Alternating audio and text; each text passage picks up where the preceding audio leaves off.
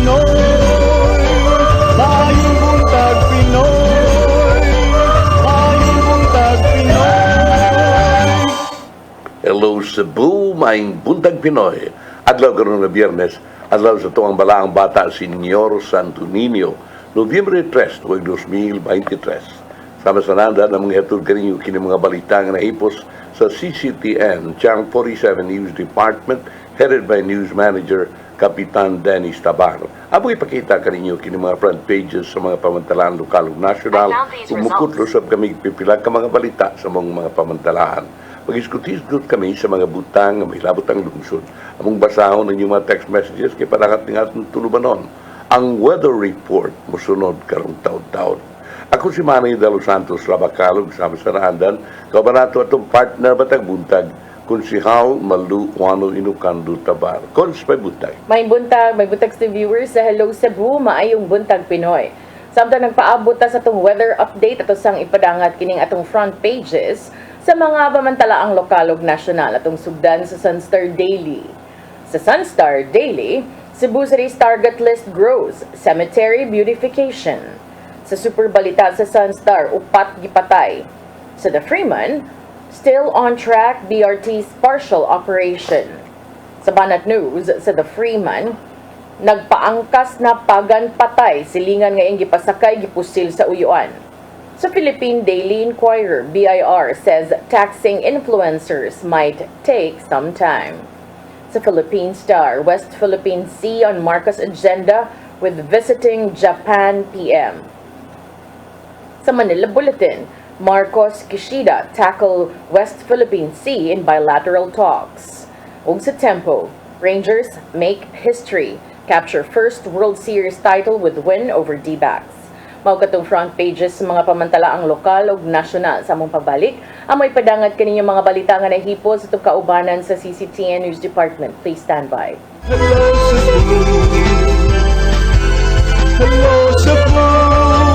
Maayong buntag Pinoy. Maayong buntag Pinoy. Maayong buntag Pinoy. Ako si Mr. Rudy Romares, electrical subcontractor ng Maayong building. Ani adto nga wala pa kong mugamit ug ko'y sakit akong tuhod, iglakaw na ko. Akong mga lutaha, no. Labi na gikan ta sa overtime. Di sa ko ganahan mo kaon, nindot na ang resulta kay karon mo agi ta sa rampa diha, no. Maglakaw ra jud ko. Mga batan-on nga mauwahi na kong lakaw kay kusog na ko mulakaw tungod sa paggamit nako sa koy. So ay mo gamit sa koy kay nindot kay resulta. Daghang kay salamat sa koy herbal capsule. Barato na, epektibo pa. Koy Herbal Capsule. Discover the beauty of the Philippines.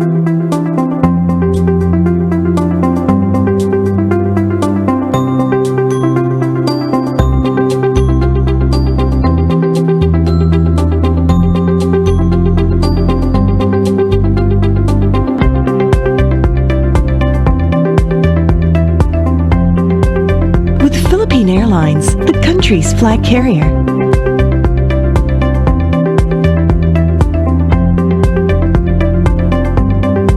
The airline that lets you feel the warmth of the nation.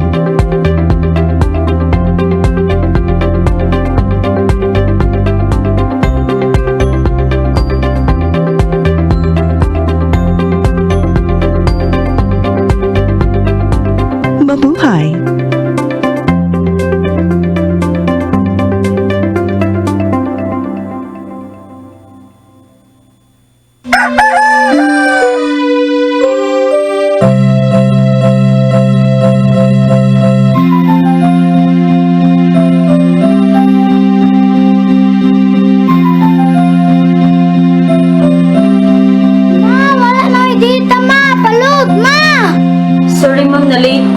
Nangita pa mong gusto para internet sa kong anak, ma'am. Ay, wala na yung problema. Pag-CEBU! CEBU, CEBU. For your internet connection. And for the signal of your cable TV. So fast and straight, that transmission to your home. CEBU! CEBU. Offers you to have fiber optics. For your viewing experience, perfect and clear, so fine. So great and affordable for you to enjoy.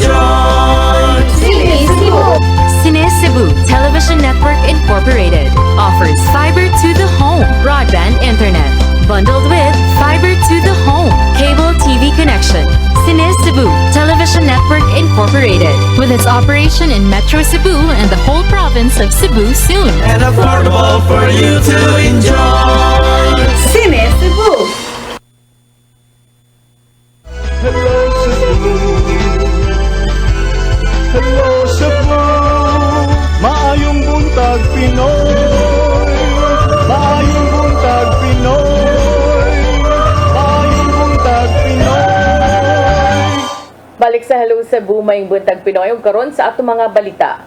Nagunas to mga balita karong buntag, adulan 200,000 ka mga tawo ang gibanabana sa kapulisan sa probinsya sa Subo nga may bisita sa dulan 200 ka mga menteryo sa matag lungsod. Kapulisan padayon sa ilang hugot nga security ning nagpadayon usab nga pagbisita sa mga tawo sa nagkadaiyang samang. Ang kasayuran ihatod ni Arnold Bustamante. Gibanabana sa Cebu Police Provincial Office nga mabot ngadto sa dulan 200,000 ka mga tawo ang biduaw sa mga sementeryo sa lalawigan sa Sugbo atol sa pagsaulog sa adlaw sa mga santos. Mato ni Police Major Nolan Tagsip, ang information officer sa kapulisan sa probinsya sa Sugbo, nga wala sila makatalag krimen atol sa maong nga kalihukan nga nagpasabot nga malinaw og hapsay ra aga kalag-kalag. Wala nadakpan ang mga pulis nga nagbantay sa dulan 200 ka mga samang sa matag lungsod ug syudad sa lalawigan sa Sugbo nga milapas sa lagda nga gipatuman sa lokal nga kagamhanan. So far ma'am, as our report is concerned, wala man tayong mga contestation, wala yung mga arrest so far, wala. Peaceful naman rin sa Pinakbayan sa Sugbo, gihulagway ni Police Lieutenant Colonel Janet Rafter, ang Deputy City Director for Operations sa Cebu City Police Office, nga binaghan karon ang miduaw sa mga menteryo itandi kagahapon. Alas 10 pa lang sa buntag, dulan na sa 20,000 ka mga tao ang gibanabana sa mga pulis nga nagbantay sa 21 ka mga samang. Sukwahi kagahapon nga doon na lamay 5,000. Samtang giklaro ni Rafter nga gipanayon sa management sa tanang menteryo sa syudad sa Sugbo nga alas 10 sa gabi isira na gyud kini tungod sa insidente nga nahitabo sa dakong menteryo nga sa dihaga gisira na agaganghaan. Doon na pa'y may insister nga mosulod. And as far as I know, wala ni na outro, musirado ang atong mga samang karon atong mga sementeryo at around 10 o'clock in the evening. So that is kung wala to na change ha, but as far as I know, wala po ko nakadawat og bagong informasyon nga mag-close ni siya at any or other time but on 10 o'clock. So I think moora gid gihapon na siya nga kuan ato ang time 6 a.m. mag-abri then 10 p.m. mag-close. Magpabilin pa ang mga pulis sa mga menteryo hangtod og mga adlaw. Samtang duna pa'y mga tao nga mobisita sa laga mga mahal sa kinabuhi nga mitaliwan na sa laing kalibutan. Arnold Bustamante, CCTV News. Andam gihapon nga paluyuhan ni Cebu City Mayor Michael Rama ang kasamtangang ABC President nga si Franklin Ong. Bisan pa man nga 45 sa kapitan nga midaog sa milabayng barangay ug sangguniang kabataan elections iyang kaalyado. Ang kasayuran ihatod ni Shariza Mayoy. Cebu City Mayor Michael Rama andam nga paluyuhan si Kapitan Franklin Ong isip ABC President sa Dakbayan sa Sugbo. Kini bisan pa man na ang 45 ka mga kapitan nga midaog sa milabay nga barangay ug sangguniang kabataan election iyang mga kaalyado ug bisan pa nga siong partido sa Bando Osmeña Pundok Kauswagan. Pasabot ni Rama nga wala sa gitan-aw nga partido apan buot lang niya nga moserbisyo. I've always been very clear. My choice is Franklin Ong. He has been with me. He's been with us from COVID, from Ode. Iwang ni Rama nga ayang nabantayan nga andam gyud nga moserbisyo si Ong ug mosuporta gyud siya sa mga proyekto sa mayor. Ilabi na nga nakita ni Ong ang kaayuhan alang sa tanan og walay pili. I have not seen Franklin Ong coming and projecting to be an obstructionist, but he has been supportive in all the way sa programa sa atuang syudad Cebu. Samtang mapasalamatan sab si ABC President Franklin Ong sa pagsalig ni Rama ngadto kaniya. Pasalamat sa pagsalig ni Mayor Michael Rama nako. Siguro sa nakita niya sa atong gibuhatan nato sa sukat na si Presidenta o siyempre magpasalamat sa mga barangay opisyalis nato sa atong dakbayan nga tungkol silang suportan. Hindi mo ginamahimo na ko kung pag-suporta gikan sa akong mga pamilya ko bans buhat atong barangay. Shariza Mayoy, CCTN News. Sa atong katapusang balita, kapulisan sa lungsod sa Dumanhog ikatakdang mopasakag kaso sa tulo ka mga lalaki nga naniog armas ug namatid sa mga tao kilid sa karsada sa barangay Tapon usa ka adlaw sa wa pang piniliay. Usa sa ikiha kanhi kapitan sa maong lugar apan nahimo na karon nga konsehal. Ang kasayuran ihatod ni Arnold Bustamante.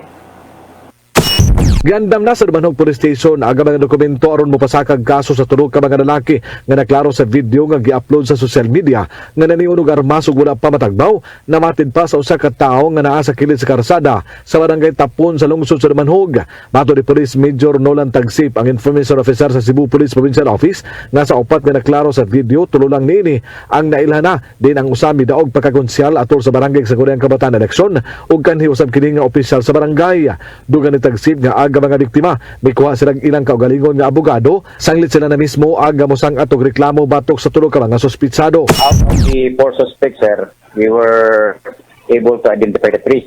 Okay, na-identify na namo ang ganang tulo ka suspect, and then karon ang complainant is opted, sir, na tukuha og private lawyer. So nikuha sila private lawyer. However, sir, we are now on the process of completing the document. So as soon as ma-complete sa ilang private lawyer, sir, ang affidavit of complaint, affidavit of witness, they will endorse it to the Manhog Police Station. Pagkatumang og tulo ka mga kaso aga mga suspitsado kini mao ang physical injury, grave threat o karapasan sa Republic Act 10591 kun illegal possession of firearms ug karapasan sa Comelec gun ban.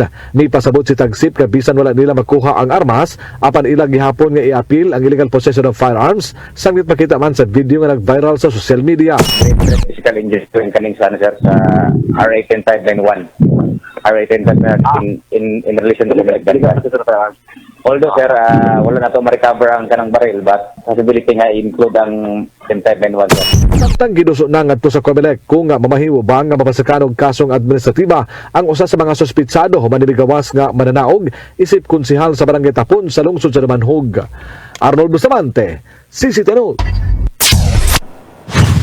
Bago ka mga balita ang nahipo sa CCTN Channel 47 News Department headed by News Manager Kapitan Dennis Tabar. Inyo katong nakita sa Sayri 47 diri sa CCTN Channel 47. Duga mga balita o pag-isgot-isgot luyo sa mga balita. Klase na karong adlaw, Cons? Pero online ra. Online ra. Mao di mingaw kayong daan, abitura kung wa man tigan ng school mga bata. Mingaw ang daan tungod kay online, no? Kini mo gipabaw ni Dr. Celestiano Jimenez, Regional Director sa Department of Education. Ang Central Visayas kuno mo prefer sa modular blended modality, so mag-modular ang mga bata sa entire yun Central Visayas. So ni Jimenez. Jimenez na kanayon nga mao desisyon na hiusahan sanglit usa na lang kaadlaw ang nahibilin aron makatungha ang mga tinunan subay sunod-sunod nga dagkong kalihukan bitaw. Kay sukad pagid atong Sabado sa usang semana hangtod kagahapon murag maingon nato nga bisan tuog 31 wa na datoy holiday pero murag diretso na magod. Una karon maunta to ang mahimo na sila mo eskwela pero mura ilang balikon kay ugma Sabado naman sad. Mura nga i-online na lang kaya naman sila sa bahay nini. No? Sa October 30 gipahigayon ang barangay iska election lagi ko, no? O niya lain tumong din paghatag og iyong panahon sa mga magtutudo nga miserbisyo sa bag-ulang na human nga barangay og SK elections. Usasad ka sa mga teachers, labi na ang mga ngadto sa probinsya, even ang mga non-teaching personnel. Muna nga instead of face-to-face, kay usaraman pud kadlaw nga tunga sa relay, so nagpag-blended learning na ta ug adto sa bay. Okay. Unya, doon ay linog kusog-kusog ni magnitude 6.1 sa Eastern Samar. Ug pipila ka bahin sa Eastern Samar gitay ug nini kagahapon. Ang linog nga tectonic ang gigikanan igo sa 51 kilometros amihanang sidlakan sa Hernani, Eastern Samar mga alas 2:50 sa hapon matod sa P-Box na sinati kini sa Instrumental Intensity 2 sa Kinapundan og Canavid, Eastern Samar og Villaba, Abuyog, Kalubian, Carigara og sa Leyte sa probinsya sa Leyte. Ang linog nga dunay gilaw mga 48 kilometers na batyagarusab sa Instrumental Intensity 1 sa Bahabla, Gavier o Gilogo sa Leyte, Rosario sa Northern Samar o Ginunangan sa Southern Leyte. Matod sa PVOLX, nagipaabot ang karaot ug aftershock apan gisalikoy ini ang posibilidad sa tsunami kay matud pa way hulga sa tsunami ang nasod. Samtang na-report nato kanang maong lidog ang Pag-asa mipahibaw nga -2 ka mga bagyo ang atong paabuton sa Philippine Area of Responsibility o dinis Pilipinas karong buwan sa Nobyembre. Ang Pag-asa nagkanayon nga El Nino phenomenon magpadayon sa Tropical Pacific o gitagan nga mahimo kining lig-on o muinit kini sa abot nga mga buwan. Ang El Nino increases the likelihood of below normal rainfall. Dato pa init niya mag-uwan masad niya kanira bang ilang uwan hinuon mas kusog, which could bring negative impacts such as dry spells and droughts in some areas of the country. Sumapa sa Pag-asa ug there is a very high probability for below normal. For December, ang State Weather Bureau nagkanayon nga generally below normal in most parts of Luzon, while most of the Visayas and Mindanao will likely receive near normal rainfall. Karong buwan na, dunay mga 40 to 45% probability sa below normal in kadaghanang parte sa nasod. It added, meanwhile, weather specialist Algar Aurelio nagkanayon nga shear line is affecting the eastern section of northern Luzon and central Luzon, samtang ang northeast monsoon, locally known as Amihan, is affecting the rest of the northern and central Luzon. Over the next 24 hours, Metro Manila and the rest of the country will have partly cloudy to cloudy skies with isolated rain showers o thunderstorms tungod sa localized thunderstorm nila. So, duha ka bagyong ipaabot karong buwan sa Nobyembre, bisan tuod og kinagitawag na itong El Nino. Kaya ang El Nino init kayo, pero kung mag-uwan sa abnormal sa dusahay ang uwan. Arita sa kining mga midaog, doon ako rin transition na tuto kasimana. Ang mga nidaog sa barangay ug sangguniang kabataan officials gitagaan og maximum nga tuto kasimana nga transition period aron nga maka-assume sa office sa Department of Interior and Local Government Secretary Benhur Abalos. Sa pamahayag, si Abalos misiplikar nga allotted transition period importante as this will spell the difference whether the incoming officials could immediately buckle down to work or not. 3 weeks. Okay, kutob pa man na slag November 30. Uban, excited naman kayo. Bisag kalag-kalag pa. Murag excited na kayo mo lingkod ba? Ingon na nga, hay man itong mga dokumento sa kuan. Ambi to. Ana naman. Kadugay pa katapusan. Tuto pa si Mana pa ang katapusan pa buwan. Excited man. Hamunsam na ni mo.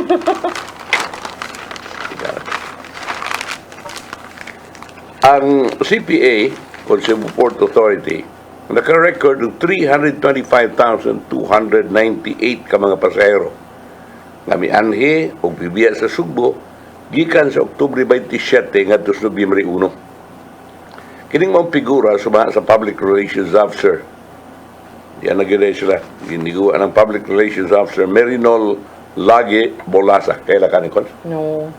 Di siya tingali taga-media Cebu, no? Kaya kana ni media man, media personality mas Cebu mikwaon, is higher as compared to same period last year. Si Bolasa nagkanayon, nga nagpaabot sila og dako nga aumento sa influx of passengers flocking to Cebu 16 ports this year compared to 2022 tungod sa gihimo nga barangay ug sangguniang kabataan elections and the longer holidays. Ang data nagpakita that last year, from October 28 to November 4, adunay 238,827 ka mga pasahero inbound ug outbound sa Cebu.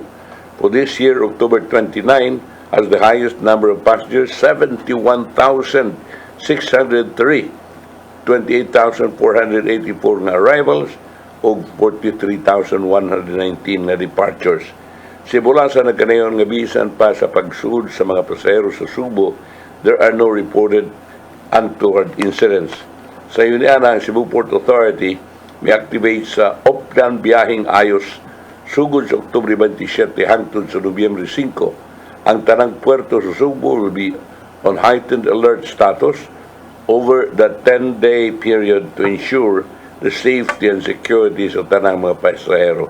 Rest assured that we are doing our best to help ensure that we have a safe and peaceful elections and observance of UNDAS 2023 in the ports of Cebu. Suma sa CPA General Manager Francisco Comendador III. Okay, may nang yato na silang ilailahon dahil muna yung mga ngan sa General Manager o sa PIO diha. Dugay naman na siya, sir, kanang Tulagi, spokesperson sa CPA. Kuhaan ko kailangan. Karoon pag-uka, nakasugat. Ang Cebu City, mura og nagkagubot sila kons ni security.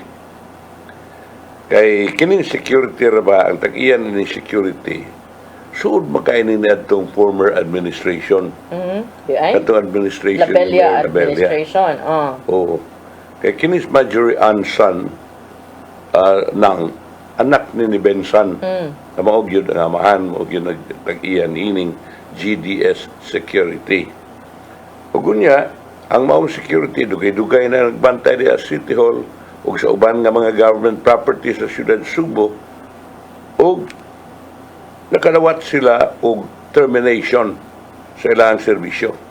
Sa Cebu City Administrator Attorney Colin Rosel nagkanayon, di tinuod ang giingon sa GDS Security Agency nga wa sila paibaw og formal sa termination sa contract. Kay mingon siya nga ang security agency may file ganit kaso batok sa city government kay supak sila sa termination. Sa interview sa media kagahapon, si Rosel nagkanayon nga city government has to be critical in dealing with security services kay nag-involve kinig trust, safety, and confidence. Suma kang Rosel, the agency was already notified of the termination of their service. Pila ka buwan na nakalabay. Gani, ang ahensya may respond pinagi sa pag-file of case batok sa Cebu City Government and its employees. Murag i-file ni Kons kay murag early termination mo tingali ni. In a live video interview with the Freeman Wednesday, si Marjorie Ann Son Nang, tagiya sa GDS Security Agency, questions sa decision sa city government saying, wa sila hatagi og 30-day notice prior to the said termination. Si Son Nang, personal, nga may adto sa Cebu City Hall, mga alas 11 gabi netong Martes, tungod sa pagkadawat niya, sa suwat ng ilang kontrata as a private security agency for the Cebu City Government will officially end on that same day, October 31. Apan si Rosel nagkanayon, nga iya kining ilang maprobar, nga doon na sila gihatag nga termination letter, o ilang gi-evaluate ang grounds for termination. Ang ilang ground is performance and incidents of violence that were left unresolved. Kabantay kaadto na igisumbag nga worker, apil pa ng mga armas. In fact, napaw nato na recently ang mga armas tuara sa City Hall, which is gun ban ron. So mga Colin adding that the safe keeping of guns inside the City Hall is punishable by law. Tapos mo advance pa na daghang istorya nga ang gun ban gi-violate na diha sa store. Public property good ang City Hall. Istorya sila sa mayor, sa property custodian nga they are storing. Is that the proper place nga i-store? Sa mga na Rosel. Si Colin, nagkanayon nga ang police have already checked the firearms nga gitago di Asud City Hall. There were at least 20 firearms, apil nga shotgun. Datong Miyerkules, acting Cebu City Mayor Raymond Alvin Garcia nagkanayon nga andam sila mo extend sa contract sa GDS kay kinis Raymond sad during the time of Mayor Edgardo Labella, murag kuan man ni sila, kaabin man sila. Unya, amigos na ni sila sa GDS. murag okay lang si Vice Mayor Raymond Garcia nga i-extend ang contract kung ugaling ang civil security unit sa City Hall dili makasapar sa pagbantay sa maong government property. Apan, si Rochelle, di gud gusto nga magpadayon ang GDS bisan og kuangon ang mga kuangon ang civil security unit. Kay suma niya kung kuwang doon na pamantay doon na mantay mga force multipliers. Anda man sila mutabang, apil ng Philippine National Police to relieve at least 214 security guards sa GDS. Ubay-ubay din, 214 ka mga security guards ang involved. Si Colin nagkanayon na dili usab siya makahatag og dugang detalye sa bagong security agency kay wa siya mahibaw kung kinsa kini adding that it has not been forwarded to their office yet. He confirmed though that ang GDS security is among the bidders. Ang principal nato sa security agency, they are never employees. They are never employees of the city. That's why they are multipliers. That's why they are employees of the agency. Under labor code, ana ang agency, ang mugam, ana naay provision, ana ang klaro, ang labor, ana nga code. So muna, nga murag naano say lain nga problema nyawa ang mayor din but anyway noon madama na mga cellphone kung sa tawag-tawag kay kaning gibitang mga gi-interview bitaw siya daghan mag-aisag mga orders nga bago nga gikan gyapon dito sa iyang gibaksyonan. So easier for them to get access to him kay kato bitong ganina nga balita kay kuan man gi-interview man sad siya nga Franklin Ong kuno yang ABC president. Kada murag aligri na sa ako rin kuno by the way may isgot man niya na si Franklin Ong mura og dako gihapon kay chance siya iyang ma-retain kay pila to 54 ang 45 ang napili sa ato pa sa 80 ka mga barangays 45 labaw sila kuan na daan 45 sa ato pang kontra is only 35. 45 ang Team Rama. Mula 45 ang Team Rama, 35 ra ang uban. Sa ato pa, labaw ang Team Rama. So, dako kay chance nga, kung galing ang tanan gyud nga mga sakop sa Team Rama, mo paluyok ang Captain Franklin Ong nga siya gihapon ang mapadayon nga ABC President. Dili, ang gipasabot ni Mike Rama nga, bisan og 45 ka mga kapitan, aliado niya sa Team Rama, Franklin Ong gyapon ang pilion. Muna ko pasabot. Ay si Franklin Ong identified man nga aliado sa BOPK. So if numbers ang saligan, dili daghan ang numbers. Dugay na siya nabalikon. Mao ba? As matter paghapon sa atong balita, nisulti siya diha. Ngayon siya nga tuanan siya sa ni Mike Rama. So kana murag klaro-klaro ang syudad. Dili lang kay syudad kundi sa Lapu-Lapu akong sulti kagahapon na si Daday anak ni Ahong Chan ug ni Congresswoman Cindy King Chan murag maunay mahimo sa matter of fact ako naibawan na ng istorya mao nga si Darnayla nga muuntay mudagan kapitan wa man pilipil di pagkakapitan gihangyo gyud na ni Ahong Chan nga ayo dagan usa ang iyang anak mo iyang Pargano. How did they siya last term? Dili pa iyang anak mo Parganon unya kay anyway kanang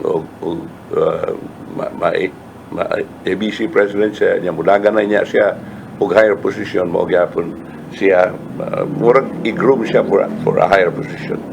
Unya si diri sad sa Mandawi City tungod kay si Ernie Manatan nga mao gyud ang secretary og mao na giparehuyuhan ni Mayor Jonas Cortez nga mao ang ABC president sa Mandawi City. Wa naman graduate naman so ang asawa si Rowena mo ni daga nagadaog but I don't believe that Rowena can command the sympathy votes also. Why? Because mas ligon man din usakon. But they don't have the numbers. Mao ba? Mas daghan ang kapitan nga aliadong Jonas. Mo ba? I thought nga mas daghan ang kang Lulipa. Mas daghan ang kang Jonas. Daghan. Mao na kalaki ha. Mao ra gihapon. Pero maubog ko ilang gisulti nga murag mas daghan ko nung ang pikas. Anyway, kining tanan kuan pa lang gudikon kanang muni ug nakuha pa ni trial balloon ni unya makita ni dinhi og unsay hitsura unya ni umabot nga local elections. Kay natural ana naman ang atong makita. So, pero dunay mga pending disqualification cases. 400 kuno ni sumas kom electon. 400 the whole Philippines na ni, no? 400 ka disqualification cases nga kinahanglan pang i-resolve human ni atong maong barangay ug sangguniang kabataan elections suma ni COMELEC Chairman George Garcia i-resolve ni di naingon nga di na gyud sila makalingkod pero kung makita nga sad-an sila sa kaso nga ilang gitubang dili sila makalingkod pero di sila isa makalingkod sila. So sa interview sa CNN Philippines si Garcia nagkanayon nga nag-hope siya na ma-resolve ang mga kaso within 3 weeks. Diin 256 ka mga proclamations na suspenso. Reason why we suspend their proclamation is because we honestly believe, based on our initial assessment, that indeed the cases filed against them are meritorious. The pending disqualification cases arose from illegal campaigning, vote buying, and premature campaigning. We're hoping to resolve the disqualification cases of those we suspended the proclamation in a matter of 3 weeks' time. If found guilty, aside from disqualification from office, vote buying, and selling, will have a penalty of 1 to 6 years of imprisonment, deprivation of the right to vote, and perpetual disqualification from holding office. Ang BSKA winners will be proclaimed when proclaimed shall assume office on January 1. Huh? January 1? January 1 pa palagi. December 1. January 1 make sure. Masig typo. Sa November 1, no? Oh, December 1. December 1. Anyway. So, mauna mga higala ang balita tunong klaron kanus agna. Unya, kining mubalik sila ta karto to. Sige, balik mi. Uman sa pipila ka painumdum, please stand by. Hello Cebu, maayong buntag Pinoy. Maayong buntag Pinoy. Maayong buntag Pinoy. Ako si Mr. Rudy Romares, electrical subcontractor ng Maayong building. Ani adto nga wala pa kong mugamit ug ko'y sakit akong tuhod, lockdown ako. Akong mga lutaha, no. Labi na gikan ta sa overtime. Din sa ko ganahan mo kaon, nindot na ang resulta kay karon moagi ta sa rampa diha, no. Maglakaw ra jud ko. Mga batan-on nga mauwahin akong lakaw kay kusog na ko mulakaw tungod sa paggamit nako sa koy. So ay mo gamit sa koy kay nindot kay resulta. Daghang kay salamat sa koy herbal capsule. Barato na, epektibo pa. Koy Herbal Capsule. Discover the beauty of the Philippines.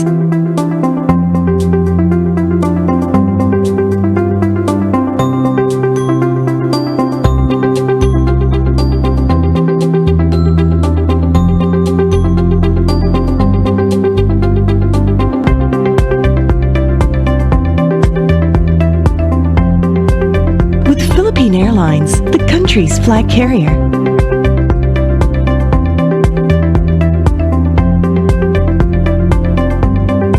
The airline that lets you feel the warmth of the nation.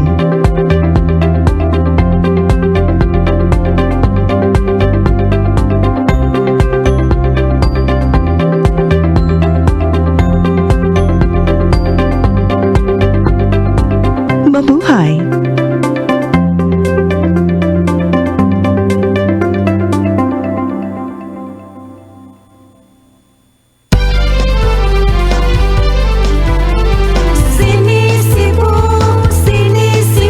For your internet connection And for the signal of your cable TV. so fast and straight that transmission to your home. CEBU offers you to have fiber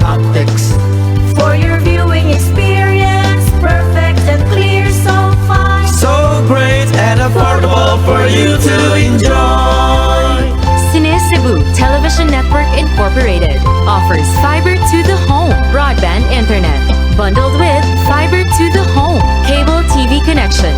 CEBU Television Network Incorporated, with its operation in Metro Cebu and the whole province of Cebu soon. For your internet connection And for the signal of your cable TV. so fast and straight, that transmission to your home. CEBU Offers you to have fiber optics. for your viewing experience, perfect and clear, so fine. So great and affordable for you to enjoy. Hello Cebu,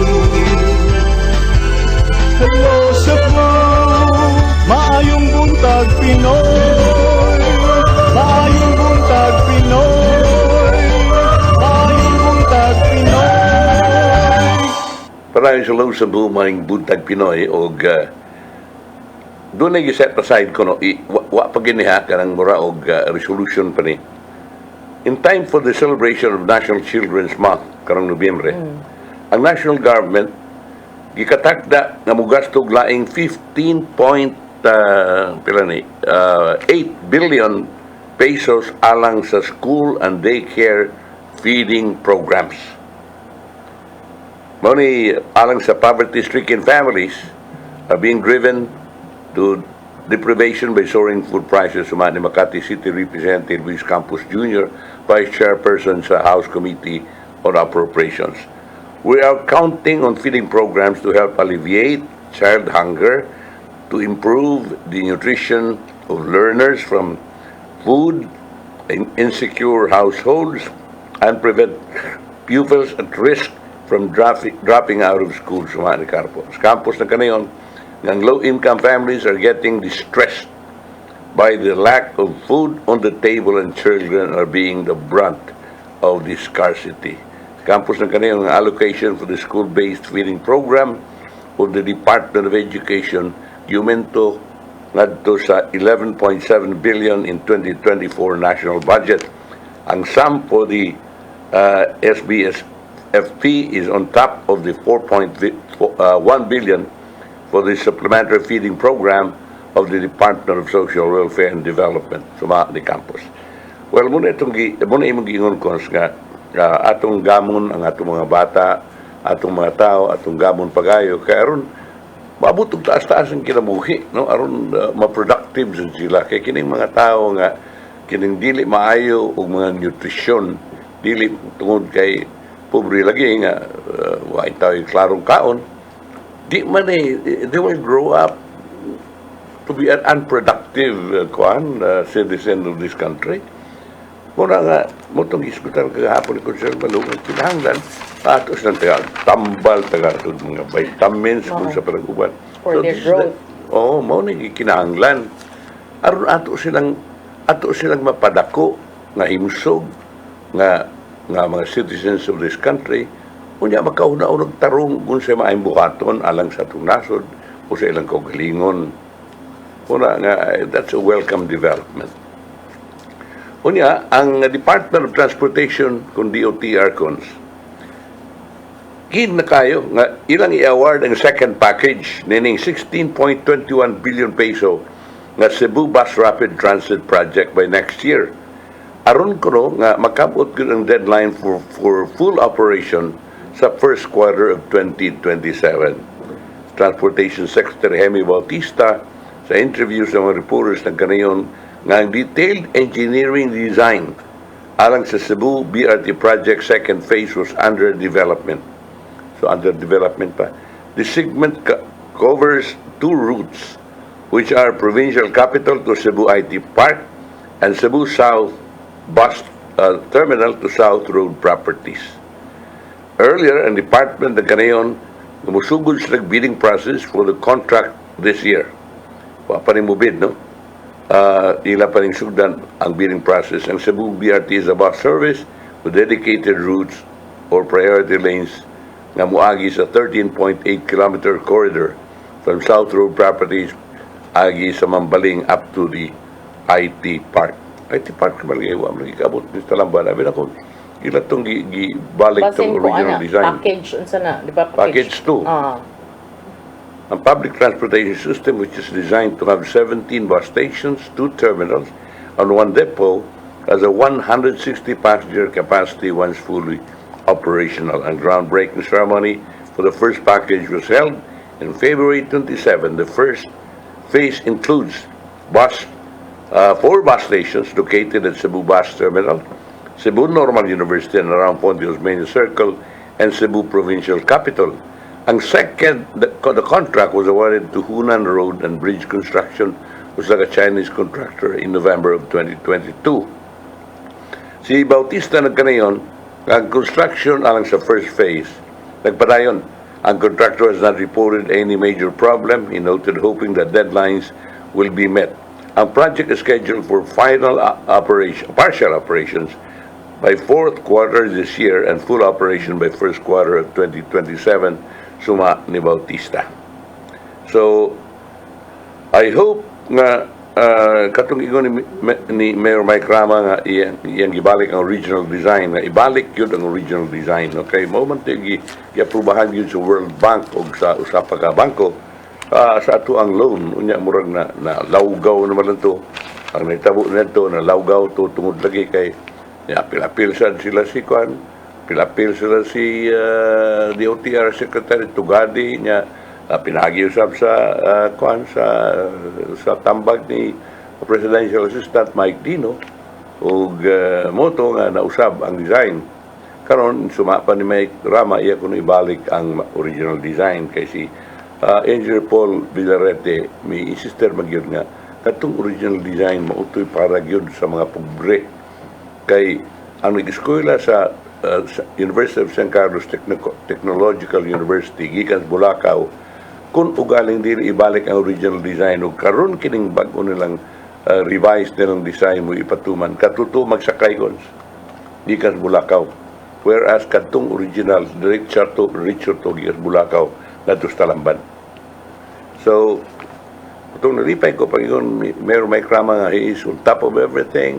Iyang kuan including CBRT ug ipabalik niya ang original design. I don't know kung saan itabo na ito. Unya, kining ang mga magtutudlo nga may himog official duties na itong eleksyon, nagpaabot naman ng uban og overtime kay na may uban nga murag dugay-dugay yun naka-extend yun og election duties. But ang mga magtutudlo who extended duties samtang nagsilbi sa barangay ug sangguniang kabataan elections dili makadawat og overtime pay apan ang Education Department may propose nga hatagan sila additional service credits. Ang ito sa kwarta na additional service credits. That I don't know. O niya, ang Commission on Elections Chairperson George Garcia na kanayon nga samtang ang COMELEC gusto nga compensate nila sa ilang extra hours ang teachers nga mi-render og overtime sa PSKA. Ang government rules on overtime pay dictate that only employees of an agency are entitled to claim overtime. The teachers nga may silbis electoral board members di man empleados COMELEC, so di makahatag ang COMELEC kanila overtime pay. Suma ni Garcia. Moreover, ang budget provided us did not provide for such an item. In a message to reporters, ang Department of Education Assistant Spokesperson Francis Bringas nagkanayon nga ang mga tutudlo nga may trabaho taas-taas nga oras atol na itong mga eleksyon mahimong hatagan og service credits on top of the 5-day service credits. Ang tanang mga magtutudlo working as election staff are entitled to 5 additional days of service credit as stated in the COMELEC resolution. Service credits refer to form of benefit given to teachers for the days they rendered work outside of the regular work days attending according to the Civil Service Commission. Sorry? Service credits refer to form of benefits given to teachers. About sa nilang mga benefits. These credits allow teachers to offset their absences. by allowing them to take time off from work without Swap. affecting their leave. Sa leave Bali, lang. dili sila mo leave niya, i-offset na lang ang ilang days. Offset na niya. So, makonsider gyapon siya og extra nga kuan. Yeah. Time. Murag, okay kaya po nang mas ganahan sila nini. Ang regional division, schools division offices issued special orders for the grant of service credit subject to submission sa required documents sa mga Bringas. A day after the BSKE, and teachers groups reported several days in obtaining poll paraphernalia, a lack of transportation which forced teacher poll workers to work overtime. Ang uban, naghuwat sa canvassing sites until hours after midnight. Okay. Karon arita sa gawas sa nasod. Bago napili ang Speaker of the House sa House of Representatives Amerika, away. Ang Iranian President si Ibrahim Raisi na Domingo na ganayon nga ang kandunay pagbomba sa mga Israeli sa Gaza tingalig mao kini magkapugos sa tanan nga mulihok in the latest warning issued by the Islamic Republic since the start of the Israel-Hamas conflict. Ang Washington, United States President Joe Biden gustong ang Congress mulihok din sa pagpasar og billions of dollars nga bag-ong hinabang alang sa Israel ug sa Ukraine. Apan ang Republican-controlled lower chamber datong Huwebes is set to consider a bill that would put Kiev on the back burner. Di na sila gustong matagaan ang Ukraine. Ang debate for the funding request is beginning in earnest after a week-long delay. Samtang House Republicans struggled to name a new speaker. It is clear what, if anything, can get through both chambers. Muna ni kadaotan ni karon.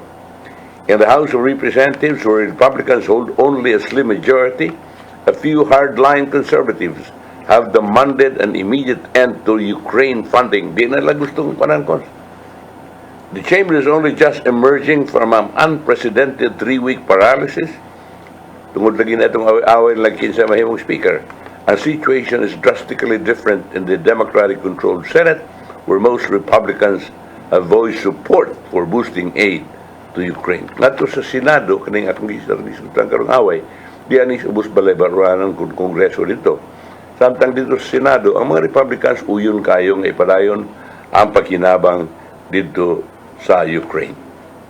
Unya, nag-monitor ko kon itong pamahayag sa representative from Israel, including the ambassador, the UN ambassador of Israel to Israeli ambassador to the United Nations. May tungod niya ng ilang special meeting karon kon sa resolution nga gipasar nga nangayo nga magkuan nga gifile day nga mangayo og ceasefire sa gubat dito sa Israel ug sa Hamas. Ningon ang Israeli katong diplomat nga ang inyong resolusyon makauuaw wa gani mo mention gyud diha bisag kausa sa nga Hamas. Ang away dili Israeli batok Palestinians kundi Israel batok Hamas nga usa ka teroristang grupo wa gyud nyo nganli ang teroristang grupo. Kung ugaling gusto mo nga mahunong ni ang gubat, pasurindera ng Hamas ang ilang mga armas isurrender, pabuhi itong tanang hostages. Ugma dayon, wa na dayo gubat. Pero kung dili na mahitabo, amo ning ipadayon kay mintas tanto nga Hamas naapadiha inig ceasefire niini magpalig-o ni usab silang grupo unya bombahan na sa mga tirahan sa mga rockets. Why katapusan kanang ilaha? Kay ang ilahaging konstitusyon sa mga Hamas is ang paghimo yun og kanang estado sa Arabo diha sa Gaza o sa Israel. O ang ilahag yun mo nga ang pagpatay sa mga Israelis. Ingon sila di na mahitabo nga mag-ceasefire.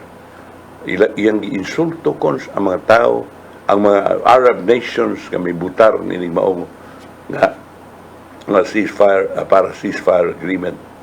Ningon siya, wa gyud mo'y kaisog sa pagpangan sa Hamas nga maoy teroristang grupo. Ang inyong pirming mention, Palestine. Wa mag-away ang Israeli ug ang Palestine. Ang nag-away ang Israelis ug ang Hamas. So muna, taas-taas pa ning gubat ha, kay asam sa nang surrender ang Hamas. Ang nagalaot lang, tungod kay ang Hamas kung maro kayo, sumapa sa Israelis. Ilaham sa ni. Ang ilako ng intelligence, nagkanayon, na ang mga dagkong ospital dito sa Gaza Strip, tuwa dito sa ilawom niya na, dunay mga kanang taguanan, dunay mga tunnels, tuwa kuno dito magtago ang mga Hamas. So, dili ni mo mabumbahan, kaya di mo bumbahan, mga matay man ang mga kapin sapit, madusmil kuno na ka mga pasyente diha sa labinda kong hospital des Gaza. Pero murag ambot lang kung siya may tabo nini, basta mao kuno na hitabo na di sila mahimong muhunong, kaya ilang hunungon malig-on pag usabang Hamas, and dili ka na muhunong gyud bomba sa Israel mientras tanto na naapa ka ng Hamas. So, Veronicons, kay ang uban sa mga Arab nations, ingon naman nga, kining yun ini, tingaling maapil namin ini, malihok namin, kay murarabag ang Syria, murag naigibumba na sa Israel dito, kaya Syria nagapil-apil naman sad. Ang diri sa Jordan, murag naanasad. So, kaya biya ka mga Arabo, biya ng tanan, kaya ang paluyog yun daning mga Hamas, kini yung mga Iranians. So, ambot, mga nag-iwas Bible nga, kadungog po, mga balita, may doon sa giyera, pandi, pagkana mo'y katapusan sa kaributan. Samtang, ang China po, kung alert, tungod kay ang US o Canada warships, yadto na sa Taiwan Strait. Ang China, netong Huwebes, nagkanayon nga high alert ang ilang mga sundao, human ang US o Canadian warships miagi sa Taiwan Strait, ang ilang second joint passage in 2 months.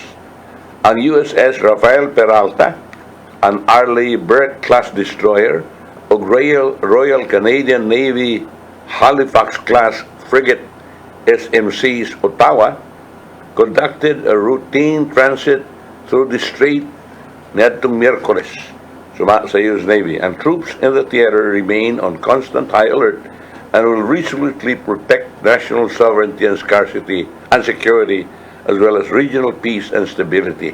Sumakang Senior Colonel Su Xie, a spokesman for China's Eastern Theater Command, in a statement. Wala daghana na ng gubat ko. Tu ay gubat dito sa Ukraine, di ay gubat diri sa Israel, di apay umaabot nga murag bantayan nga tingaling magkagubot sa diri sa West Philippine Sea, tu ay dito sa Taiwan Strait. Anyway, tanan our trials. Manang gingos Ginoo nga, oy, magampo na mo.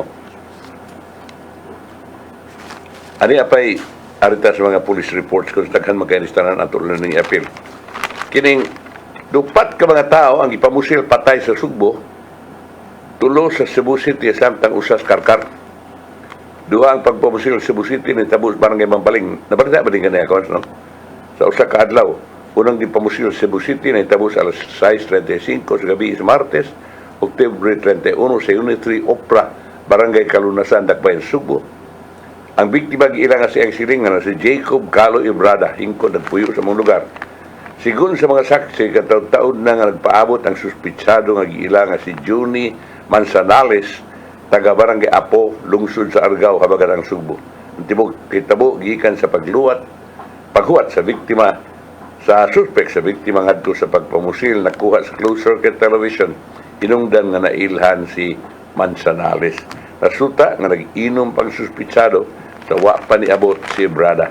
Siya dang nakita ni nga naa na biktima kalit niya nga giduol og gihapak siyang armas ug gituo ang kalibre 45 nga pistola Human niya mahapak si Ibrada, ipusilayan niya nga resulta sa pagkahagwa apang suspitsado nga wa magtabon sa naong nibalik pa o giusban makaduha sa pagpusil ang biktima aron pagsigurong mamatay. Ang Guadalupe Police Station mususi pa kung sakto ba ang pag-ila suspitsado. Si Manzanales ang gidudahan usab nga mo'y pusil so sa Climark Blanco, 24 anyos, sa Basak Padro, Cebu City, sa Barangay Pawa, Dumanhog, natong Oktubre 28 sa alas 4 sa hapon. Nagkarinig patay. Ang ikaduha nga pagpamusil na itabo sa sitio Puntod, Barangay Mambaling, Cebu City, ang biktima nga si Jaggy Dave Lim Sembrante na nagpuyo usab sa mong dapit na matay human po sila samtang nalingkod na Prince Calzada sa investigasyon sa Mambaling Police Station na suta na usa ka wailhing lalaki ang sakay sa itong Yamaha NMAX nga nagsulob og face mask, helmet ug long sleeve nga kulor itom ni pusil sa biktima sa tuong liog. Gisusi pa nila ni Police Major Jonathan Beethoven, Hepis Mambaling Police ang motibo. Sa pagkalas sa gabi, gipusil patay usab ang usa ka konduktor sa Sunrays bus liner. Suod siyang grahian sa daan si Padilla, Barangay Mambaling. Ang biktima giilangan si James Kenneth Sanchez, konduktor, samtang ang suspitsado kauban usab nga konduktor nga giilangan si Christian Ray Villafuerte, 21 anyos, taga Sino Riverside, Barangay Pahina Central, Dakbayan sa Subo. Sa investigasyon sa Mambaling Police Station na siren nga nagkalalis na ang duha sa sayupa. Samtang sa Dakbayan sa Karkar na pusilan patay sa alas 6 gabi sa Miyerkules, Nobyembre 1, sa uyuan ang driver nga giangkasa siyang lalaking pagumangkon nga iya untang targi sa Sitio Ilaya, Barangay Bulinawan, Siyudad sa Karkar. Ang biktima nga napagan giilangan si Sean Gantuangco, 23 anyos, taga Proper, Villadolid sa mong siyudad. Ang suspitsado ila na si Marcialo Baquiler alias Boy, 60 anyos, minyo, samtang ang naangol ang mauntay gipusil sa suspitsado mo Josephus Di Gracia Minyo. Okay. Kanya di pagilain ang hasi o ni balita ni mo kaganina ang hasi ito dumanog. Pero 45, 47 kuno kakagubot may labot sa eleksyon. Iyon malinaw ng eleksyon. Ang ginaghanon sa mga validated election-related violent incidents niabot nga 47 taho sa Philippine National Police niadtong Huwebes kung kagahapon. Ang PNP na ganayon nga gikan sa Agosto 28 hangtod sa Nobyembre 2 niabot og 264 ka mga insidente ang natala sa PNP, din 47 ang na-validate nga election-related, 114 ang gidudahang election-related, samtang 103 ang non-related sa bago lang natapos ng barangay ug Sangguniang Kabataan election. Sa 47 ka validated ERVIs, 16 ang nitabo sa Bangsamoro Autonomous Region sa Muslim Mindanao, 13 sa Northern Mindanao, 5 sa Cordillera Administrative Region, 3 sa Ilocos ug Eastern Visayas, 2 sa Bicol ug Central Visayas, ug 1 sa Davao National Capital Region, Calabarzon ug Zamboanga Peninsula. Karaghanan sa na pamatunan nga mga insidente sa pagpamusilang pagpasakit ug pisikal nga kadaot. Kining 47 ka mga insidente na resulta sa kamatayon sa 15 ka mga tao, samtang 43 ang nangaangol ug 16 ang wa maunsa. Pinanini ang unong ka mga tao nga gipatay sa adlaw sa eleksyon. Samtang taliwa sa pagpatuman sa gun ban kalabot sa BSKA, 2,077 ka mga tao ang nasikop sa 1,569 ka mga armas nga nasakpit. Mukabat usab sa 2,360 ka mga armas ang gideposito sa PNP alang sa safekeeping, samtang 1,077 ang gi-surrender. Ug tapos na ng tingali pinapamalitan kang mga balita nga atong mahipos diri kung ano pilion. Sumapang ang Pilipinas kung wa man kinahanglan nga mga patag-approval gikan sa bisan kinsang nasod sa pag-operate sa atong territorial sea sa Department of Foreign Affairs. Ang pamahayag na itabo human ng Chinese military nangayo nga ang passing o ang operation sa Philippine Navy vessel BRP Conrado Yap sued sa Philippine Exclusive Economic Zone on October 30. Ang Philippines' conduct of maritime patrols in the waters around Bajo de Masinloc is a legitimate and routine act of a sovereign country in its territory and territorial sea and is part of the Philippines' administrative responsibility suma sa Department of Foreign Affairs. Kaya China frequently initiated incidents of West Philippine Sea, apil na katong pagbangga sa atuang pagabarko o gigamit ang mga water cannons batok sa Filipino fishermen. 2 weeks ago, ang Chinese Coast Guard may babag na usab og bibangga sa AFP contracted vessel sa resupply mission sa BRP Sierra Madre. Niingon ang Pilipinas, niingon ang Department of Foreign Affairs, wa may kinahanglan og pananghid bisan kinsa kay amo ng lugar. Bati panangkon. Iti padangat ang giandam ni Tatay Dodong aniyang pulong ug kinabuhi.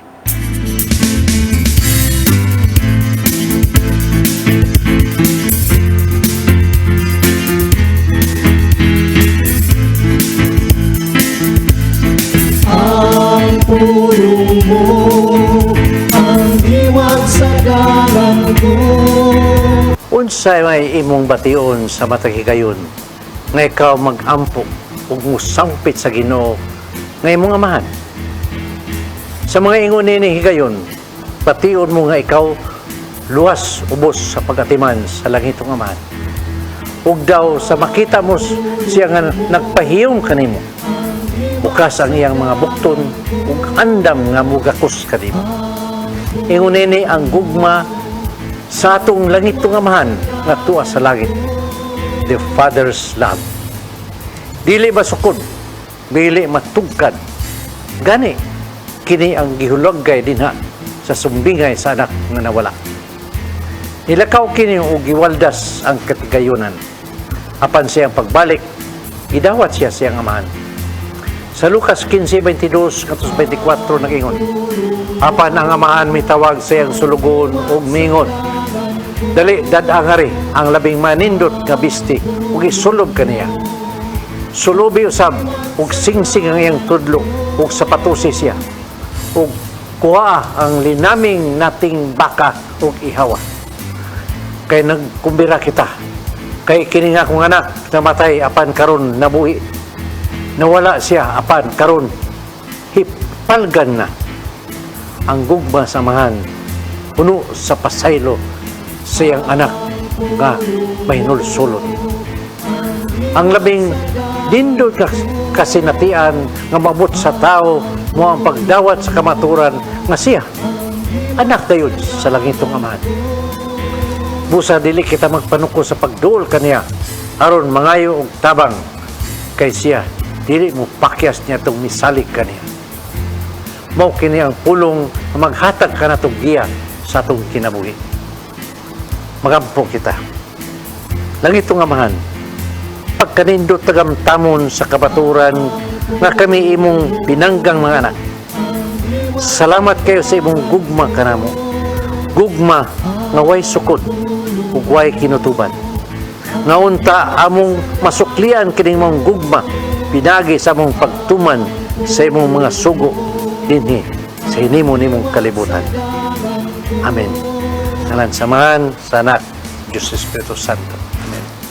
Ang pulong mo, ang diwag sa galang ko.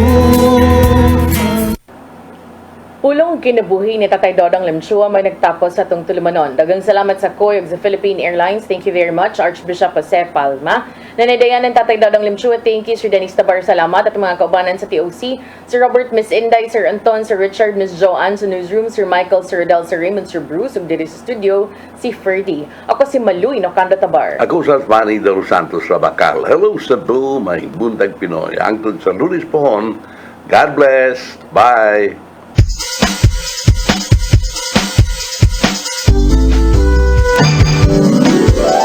Hello Cebu, maayong buntag.